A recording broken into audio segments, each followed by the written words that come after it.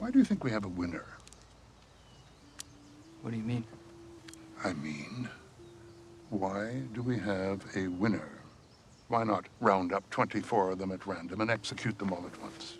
Be a lot faster. Hope. It is the only thing stronger than fear. In a world where dystopian narratives captivate audiences with their dark, speculative visions of the future, The Hunger Games stands out as a masterful portrayal of societal decay and human resilience. The franchise is perfect in its cruelty and ability to instantly unsettle its viewers thanks to its stellar world building. This careful construction of a grim yet compelling universe sets The Hunger Games as the blueprint for other dystopian movies of the era. Unlike other series such as Divergent or The Maze Runner, The Hunger Games doesn't just present a dystopia for entertainment. It holds up a mirror to our own society and its shortcomings in the context of war and revolutions. The series delves into the imperfections of its characters, their complicated relationships, and the critical importance of political knowledge as envisioned by Susan Collins, making it a profound and unsettling exploration of human nature and political structures. As the writers' strikes demonstrated, writers are absolutely essential for good television. The movies do justice to Collins' work by meticulously following the events in the books. Unlike other sci-fi YA books of the time, The Hunger Games excels at showing rather than telling. For instance, in Divergent, Tris narrates the function of the factions to provide context. Our founders built the wall to keep us safe, and they divided us into 5 groups, factions. In contrast, The Hunger Games unsettles its viewers from the very beginning. It draws you in with the black screen and the words on it, giving you a taste of the Capitol's propaganda as you read the Treaty of Treason. While reading it, you know that what the Capitol is doing to the tributes is wrong, yet you can also see how the Capitol's people have been brainwashed and desensitized to it all. I just love that. This is further emphasized through the conversation between Caesar and Seneca. They justify the Hunger Games and its quote-unquote necessity because that's what they were taught to believe, and the crowd cheers them on after hearing it all. But it's been the way we've been able to heal. First, it was a reminder of the rebellion. It was a price the districts had to pay. I think it's something that knits us all together.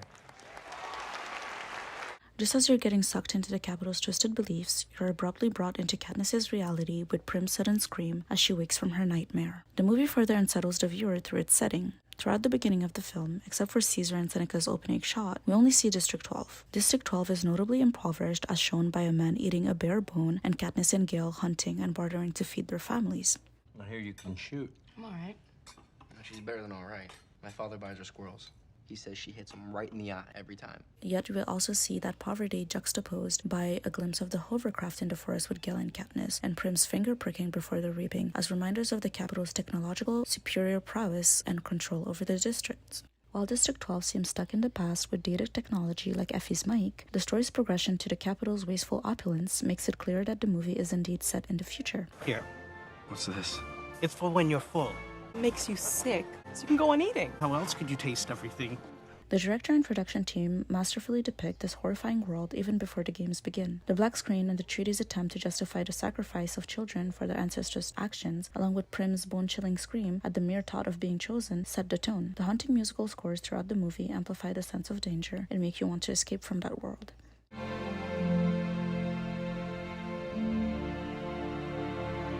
Susan Collins says that her inspiration for the books came from channel surfing, during which she would go from reality TV to disturbing images of the war in Iraq. The franchise's superiority over other movies of the time comes from its ability to reflect elements of our own horrifying world, leaving us distressed. The sense of unease is further deepened through one of the most telling scenes of the first movie, in my opinion. Katniss and Gale's conversation in the meadow. All revolutions seem to start with bread. For this Marie Antoinette, this one, and finally this one. Panem's name, derived from Panem et Circenses, or bread and circuses, refers to the Roman strategy of quelling public discontent with food and entertainment. Though the capital provides plenty for itself, it fails to do so for the districts. In the meadow, Katniss is overjoyed to get bread, an ancient and typically cheap commodity, yet here is a luxury. Oh my god, is this real? Yeah, better be. Cost me a squirrel. Along with this luxurious bread, Gale and Katniss discuss children, how she doesn't want any, and how he would if he didn't live in Panem. I'm never having kids. I might, if I didn't live here. But you do live here. I know, but if I did. This conversation highlights the brutality of their world and their desire to escape it. You root for your favorites, you cry when they get killed. It's sick. Gail. We could do it, you know. Take off, live in the woods. It's what we do anyway. They'd catch us. We wouldn't make it 5 miles. No, I'd get 5 miles. I'd go that way. Indeed, The Hunger Games does a pretty good job at mimicking our own reality. For instance, it reminds me of the Furby movement that is currently happening in South Korea, where women would rather choose to be single and childless because of the treatment they receive from the opposite gender in the justice system. It also reminds me of the global declining birth rates, as life is already expensive enough for one person, let alone one with children. And finally, of course, it reminds me of the senseless deaths of innocent children, women, and men in war-stricken regions such as Palestine and Congo, and the famine that comes along with them. Adding to the incredible world building, Collins breathes life into the universe she's created with incredible yet flawed characters. Protagonists such as Katniss and Haymitch are not inherently good. They make mistakes and allow themselves to land in gray areas that main characters often tend to shy away from. Meanwhile, even antagonists such as Kato or even Snow are not purely evil, and their actions can be traced back to their indoctrination and personal traumas. Your father is dead, Coriolanus. It was a rebel, they say, trap out in the forest in 12. It's up to us now to make him proud. In the case of Katniss, though she may be the main character of this saga, she does not wish to be. Katniss often demonstrates and even states that she did not want to be the Mockingjay, especially in later movies. People are looking at you, Katniss. I don't want anyone looking to me. I can't help them. Though most YA sci-fi books make their main characters out to be perfect with very minimal flaws, Katniss isn't. Though we may tend to forget about it, Katniss is only 16 years old at the beginning of the movie. She has been taking care of her sister and her mother while also having to grieve for her father's untimely death. She seems quite reserved and acts impulsively. I volunteer! I volunteer! She is not calculated in her actions and lets her empathy take over when necessary. This impulsive nature lands her in hot water as the stunt with the berries, which not only lead to Seneca's death, but also puts her under President Snow's watchful eye. This is however done in a way that does not make Katniss an unlikable character. Her impulsivity is what leads her to volunteer for Prim. Her compassion is what makes her take care of Rue and end Cato's life rather than let him suffer. Her gratitude, among other things, is what makes her try and find Peeta even though in her mind he was allied with the Careers. These are the moments which solidifies the viewer's empathy and love for Katniss. Not because we pity her because of her unfortunate situation or because she is the perfect Marvel-like superhero, but because she is genuinely likable and humane. I did know Rue. She wasn't just my ally, she was my friend. I see her in the flowers that grow in the meadow by my house.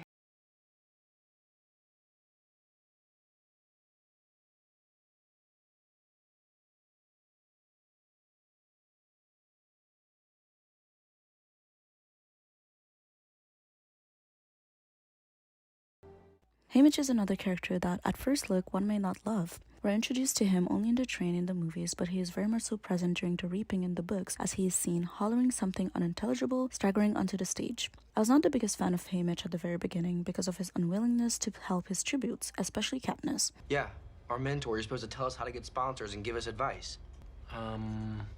Embrace the probability of your imminent death. And know in your heart that there's nothing I can do to save you. Instead, he was more interested in the drinks and jam, which somewhat irked me. And seeing his grippers coming for Peeta's neck made my dislike for him only amplify. However, Collins again excels when it comes to giving us complex characters. Haymitch's attitude is only understandable because he is the only surviving victor of District 12, meaning that ever since his victory at 16 years old during the previous quarter quell, he has seen his tributes get killed. Indeed, Haymitch was around 40 years old during the first movie, meaning that it's been about 24 years of him being a mentor and 48 of his tributes dying. That obviously pushes people to find ways to cope, and for him it was drinking and detachment. Haymitch probably does not want to get attached to Katniss and Peeta, believing that at best only one of them will survive, but also knowing deep down that they would probably both perish because of District 12's previous bad performance in the games. He, however, tries his best to help Katniss during the games, even though he has to work through his trauma. He is also able to convince Seneca Crane to not have Katniss killed after a tribute for Rue, and instead convinces him to play into the star-crossed lover's story. If you can't scare them, give them something to root for. Such as? Young love. Haymitch knows that the only thing that matters to the capital is viewership because, after all, to keep the scent low, they must provide bread and circuses.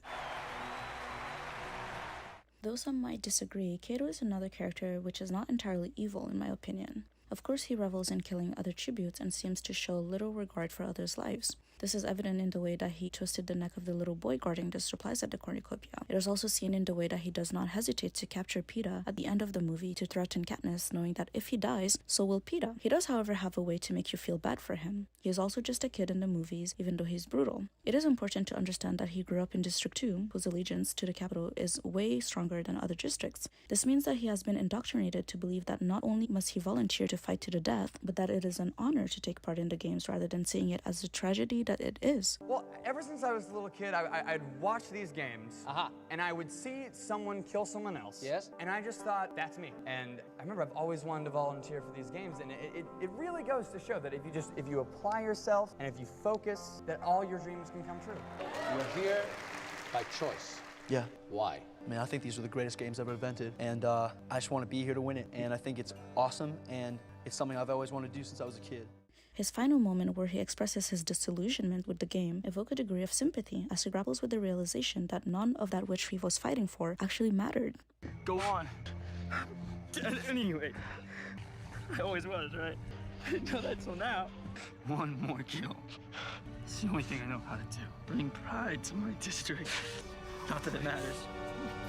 As complex as the characters are, it is no surprise that their relationship are in turn complicated, especially for Katniss. We first see it with her mother and how grief created a wedge between the two.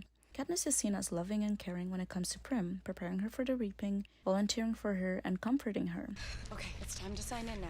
Okay, they're gonna prick your finger just to take a little bit of blood. And it doesn't hurt much, just a little. In contrast, her relationship with her mother is portrayed as a tense one, tainted by her father's death. His sudden death in a mining accident left her mother in a deep depression, unable to care for her daughters, forcing Katniss to take on the role of a caretaker at the age of 11. Indeed, Katniss says at the very beginning of the first book, when Peeta's name is picked, that the district had given us a small amount of money as compensation for his death, enough to cover 1 month of grieving, at which time my mother would be expected to get a job. Only she didn't. No amount of pleading from Prim seemed to affect her. In the books, Collins reveals that her mom was also the daughter of an apothecary, meaning that her family was better off than Katniss's dad's, kind of similar to Peeta's. This might also be one of the reasons why there is a disconnect between mother and daughter. While Katniss had to fight and grow fast to provide for her family, her mother's life may have been quite different and a little more comfortable than hers. Although Katniss seems to resent her mother for breaking apart, she still hugs her before leaving, showing that she doesn't truly despise her. You can't tune out again. No, you can't. Not like when Dad died. I won't be there anymore. You're all she has. No matter what you feel, you have to be there for her. Do you understand? Deep down, Katniss still loves her mom, and believing that she might never return, she allows herself to show some kindness and affection. Katniss is not the only one with mommy issues, however. Peeta also has a rather tense relationship with his own. This tension is evident when his mother slaps him for burning the bread. He obviously fears her, which explains why he threw the bread at Katniss instead of giving it to her directly. He didn't want to get caught and punished again. I think Peeta's relationship with his mother is less nuanced than Katniss's with hers. His mother seems plain cruel, as evidenced by her comment that District 12 will finally have a victor, implying Katniss. You know what my mother said? She said District 12 might finally have a winner, but she wasn't talking about me. She was talking about you. While Katniss's mom genuinely loves her children but is not in the mental space to care for them. Speaking of Peeta, his relationship with Katniss is also an interesting one. Though I believe that Peeta is the United Nations of green flags, Katniss seems quite standoffish around him. This attitude starts when she sees him speaking to Haymitch alone on the train and escalates when he asks to train separately after the personal demonstration. Well, what about him? Oh, he says he wants to be trained on his own from now on. It culminates with her witnessing him with the couriers. Her initial attitude towards Peeta might stem from an inability to understand his charisma and that he is simply good at playing the Capitol's game. He is adept at talking to Haymitch and feels comfortable enough to wave at the Capitol people from the train, while Katniss struggles with both. He knows that they need sponsors, so he does what he can to secure them by asking to hold Katniss's hand in the chariot, which makes them memorable along with Cinna's outfit. All in all, Peeta seems to be born for the spotlight while Katniss shies away from it, which makes her kind of wary of him initially. Even though their story could have followed the classic enemies to lovers trope, it resides more in a gray zone of its own. Katniss, even though she's not Peeta's biggest fan, does not truly hate him. After all, he saved her and her family from starving by throwing that bread at her.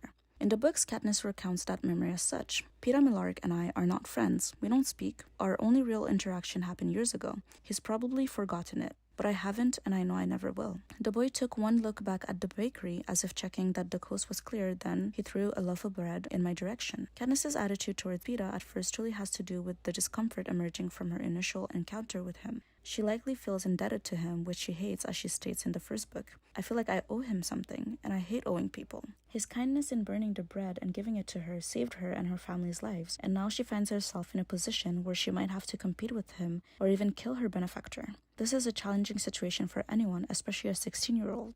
Why'd you help me out back there? You didn't have to. Why did you? You helped me once. You remember that? Yeah. Now we're even. Even? So we're just like everybody else now? We have to be. All right. Good night. And the bread throwing is not the only time Peeta saves Katniss. He does it by joining their hands in the chariot, earning them sponsors. He confesses with Caesar for the same purpose, though I do believe that there is some truth to it. He dissuades her from going to the cornucopia during the countdown. He pushes her away to safety after being stung by the trackerjackers, and he is ready for her to win the game after hearing that only one of them can make it out of the arena. Go ahead. One of us should go home. One of us has to die. They have to have their victor. The sense of owing Peeta so much prevents Katniss from despising him for allying with the careers and drives her to find him when Seneca changes the rule to allow 2 tributes to win. His kindness is what leads Katniss to genuinely love him. Though she does end up loving Peeta, the movie and the book make it hard to pinpoint the exact moment their feelings for each other became genuine due to the underlying necessity of performing love for survival. Katniss is so convinced that Peeta is acting that she stops herself from fully embracing her feelings for him. However, it seems clear that Katniss didn't have strong feelings for him initially. She did what was necessary to survive and help him survive, kissing him and putting herself in danger to retrieve the satchel at the cornucopia without having romantic feelings for him. Yet by the time we reach the berry scene, the audience starts to see that there might be something real developing between them. Katniss is confronted with her fears from the very beginning when she hears Peeta's name called during the reaping, making the possibility of having to kill her benefactor a terrifying reality. Katniss could easily kill Peeta, he even tells her to, but she decides she'd rather tempt fate and defy the Capitol than do that. This not only shows that Peeta's understanding of the games has influenced Katniss, but also that she cares for him more than she cares to admit. Even at the end of the movie, when they return to District 12, Peeta asks Katniss what happens next, perhaps alluding to their relationship. So what happens when we get back? I don't know. I guess we try to forget. I don't want to forget. The relationship remains complex to the very end of the first book, more so for Katniss and Peeta. She still refuses to let herself be affected by the games, even if it means ignoring what she has begun to build with Peeta. The Hunger Games has a more lasting effect on its audience than other dystopias of the era, largely thanks to its author's knowledge of politics. The series is perfect specifically because it serves as a realistic warning and delivers a potent message. Let us compare it to other major dystopias of the same era, such as Divergent and The Maze Runner. While both are entertaining and gripping, they fall short when compared to Collins' magnum opus. Though she did not have a formal background in politics, Collins was likely influenced by her father, an Air Force officer, military historian, and Vietnam War veteran. When I was a child, my dad fought in Vietnam. He was career Air Force. He was a historian. He was a doctor of political science. He was a military specialist. So I can distinctly remember when I was 6 years old, the news would come on, and I can remember hearing the word Vietnam. I knew he was in Vietnam, and I was terrified. And to this day, when I see footage, war footage, be it Iraq or Afghanistan or whatever, it still has a very powerful effect on me. His experiences may have given her an early introduction to the cruelty of this world and the horrors of war. This perspective is clearly infused into the Hunger Games, which, unlike Divergent or The Maze Runner, illustrates the unsettling fragility of a dictatorship like Panem's. President Snow, though undeniably cruel, is not ignorant of this fragility. He openly acknowledges it to Katniss during their encounter at her house in Catching Fire. People viewed your little trick with the berries as an act of defiance, not as an act of love. And if a girl from District 12, of all places, can defy the Capitol and walk away unharmed, what is to prevent them from doing the same? What is to prevent, say, an uprising that can lead to revolution? And then in a fraction of time, the whole system collapses. It must be a fragile system if it can be brought down by just a few berries. Yes, it is indeed. This interaction highlights the precarious nature of Panem's regime and underscores the series' deeper political commentary. Snow's awareness of this fragility is evident throughout the series, particularly in his interactions with Seneca Crane in the first movie. He repeatedly warns his game maker to tread carefully with the leniency shown to Katniss, emphasizing the delicate balance of giving hope to the districts and the capital. A little hope is effective. A lot of hope is dangerous. A spark is fine, as long as it's contained. So contain it. For the districts, especially those of the careers, hope comes in the form of social mobility, recognition, and the relative financial security that comes with becoming a victor. Meanwhile, for the capital, this manifests in the circuses, or the entertainment provided to them by the games. However, Snow recognizes that giving too much hope to the districts can backfire, making it a dangerous tightrope to walk. Indeed, Snow is explicit about his disdain for underdogs like Katniss, as they can become martyrs or leaders in a revolution, which ultimately happens by the end of the series. There are lots of underdogs, and I think if you could see them, you would not root for them either. Here, Collins clearly takes a page out of any dictator's book, highlighting a theme that is often observed in our own reality. As a political science major, I learned early on that most social movements, if not all, need a charismatic leader to drive their point home and garner sympathy both domestically and internationally. For instance, in the Hunger Games, Katniss becomes the Mockingjay, the face of the revolution, because the districts can relate to her and rally behind her. Although she may not always be charismatic or eager to assume the role, she is portrayed as such by Plutarch and his crew throughout Mockingjay Part 1. The political aspect of the Hunger Games drives home the discomfort of the audience by reminding us of our own history and, if we're not careful, our future. This is exactly why Collins' portrayal of war and loss in The Hunger Games puts it in a league of its own that Divergent or The Maze Runner failed to do. The Hunger Games confronts us with the cruelty humanity is capable of and underscores the importance of compassion and empathy. Compassion and empathy are central to the narrative of The Hunger Games, emphasizing the systemic fragility within the story. This vulnerability is apparent even before Katniss and Peeta pretend to eat the berries. Rather, it begins with Katniss, who, out of love for her sister, volunteers for her, an unprecedented act of courage in District 12. While it's expected for Katniss to display such compassion, particularly towards her little sister, it's surprising to see the people of District 12 respond with similar empathy for her. And though they might know Katniss and Prim, seeing them around town bartering to survive, they do not owe these girls anything, yet they still choose to stand in solidarity with Katniss. They raise their fingers in a gesture of respect, expressing their sympathy for Katniss's plight. They do not only feel bad for Katniss, who is to be sent to her death, they also do so to show strength to Katniss's mother and sister, who are about to lose yet another member of their family, another breadwinner. This show of solidarity comes after Effie, a representative of the Capitol, asks the crowd to applaud Katniss for facing the games to save her sister. Let's have a big hand for our very first volunteer, Katniss Everdeen. In the books, Katniss recounts that she is shocked that the people of her district would do that for her, that they would so overtly push back on the Capitol, all to show that they do care about her. The crowd touches the 3 middle fingers of their left hand and hold it out to me. It is an old and rarely used gesture of our district. It means thanks. It means admiration. It means goodbye to someone you love. This fragility becomes even more apparent when District 12's tributes capture everyone's attention during the chariot sequence, overshadowing the Capitol's usual favorites. This unprecedented admiration for the underdog tributes, the forgotten ones, perturbs the established order. The couriers are supposed to be the favorites because they are the ones that are loyal to the Capitol, but Katniss and Peeta's performance steal this away from them, disturbing tradition. This explains Cato's glare towards Katniss and Peeta. This deviation from tradition creates a sense of unfairness among the couriers, as they believe that the attention and the subsequent sponsors and chance of survival should be theirs by right. Collins uses this scene to highlight how Katniss and Peeta challenge the unspoken social contract meant to maintain this order, a system where the Capitol sustains its power by offering small luxuries to its own citizens and to District 1, 2, and 4, while relegating District 12 and other non-career districts to a lower status, accepting their secondary importance and treatment as third-class citizens. This social contract begins to unravel and the system starts showing cracks with the introduction of Rue's character, particularly through her innocence and Katniss's affection for her. Katniss, whose love and compassion until then only applied to her family and Gale, now extends to Rue, who reminds her of Prim but isn't her. This compassion for Rue spreads to the Capitol and the viewers across Panem, who perhaps for the first time start to feel empathy for the tributes. Rue's innocence and youth make it impossible for the audience to ignore the inherent cruelty of the games. One of the most poignant moments for me was seeing Rue in her little blue dress during her interview with Caesar, which was a stark reminder that she is just a child thrust into certain death. And are you a hunter? A gatherer? A scavenger? Well, I can find food. What about weaponry? Are you good with a knife, a gun? Well, I'm good with a slingshot. A slingshot. I like it. How old are you? 12. 12 years old. Amazing. Such composure. Indeed, from her initial appearance, there's a sense of dread. Her youth suggests that she might not survive the games, but her intelligence and endearing qualities draw us in. Well, if they can't catch me, they can't kill me. Katniss's bond with Rue reminds the viewers of why she's even a tribute in the first place. It is difficult not to be reminded of Prim and consequently of Katniss's sacrifice for her sister when witnessing her care for Rue. The similarity between the two little girls extends beyond their age to Rue's request for Katniss to sing her a song when she's ultimately dying, which is something Prim has asked of her sister earlier in the movie.